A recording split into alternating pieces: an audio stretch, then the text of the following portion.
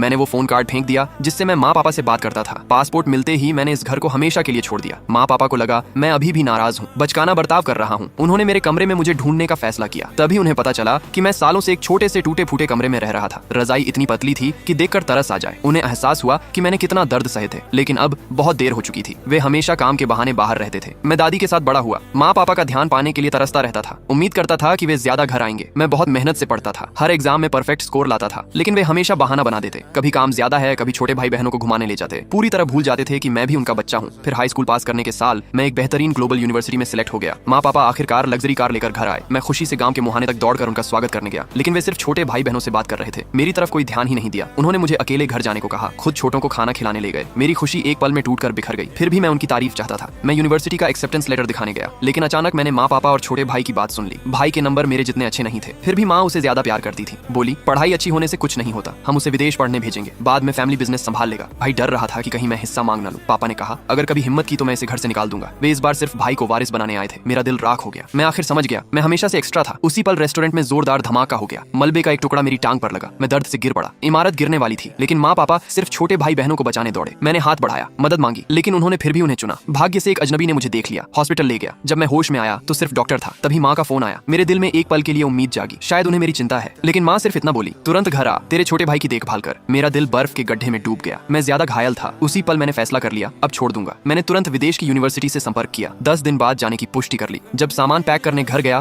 तो ताला बदल चुका था। मैंने माँ से दरवाजा खोलने को कहा। माँ ने मुझे मैसेज भेजा, रेस्टोरेंट में सबके साथ हंसते खाते की फोटो। उसने सिर्फ इतना साबित कर दिया कि मैं हमेशा से बाहर वाला था। अगले दिन माँ पापा ने मुझे दरवाजे पर सिकुड़ कर बैठा देखा। उन्हें कुछ एहसास हुआ। उन्होंने कहा, अब तुझे पापा का सरनेम वापस दे देते हैं। क्योंकि छोटा भाई पैदा हुआ तो उन्होंने मुझे दादी का सरनेम दे दिया था। सालों बाद वो पहचान जो मैं हमेशा चाहता था आखिरकार हाथ लगने वाली थी, लेकिन अब मुझे नहीं चाहिए थी। मैंने सारे डॉक्यूमेंट्स कूड़े में फेंक दिए। बिना मुड़े मैं इमिग्रेशन ऑफिस चला गया, पासपोर्ट के लिए अप्लाई किया। फिर मैंने सालों में कमाए सारे अवार्ड सर्टिफिकेट फाड़ दिए। परिवार की तस्वीर जो मैंने बनाई थी उसे जला दिया। दादी से जो मुझे पाला था अलविदा कहा। फिर मैं बस में बैठकर अपने गांव को छोड़ दिया। 5 साल बाद अपनी मेहनत से मैंने अपनी खुद की कंपनी बना ली। आज भी मैं दादी का सरनेम ही रखे हुए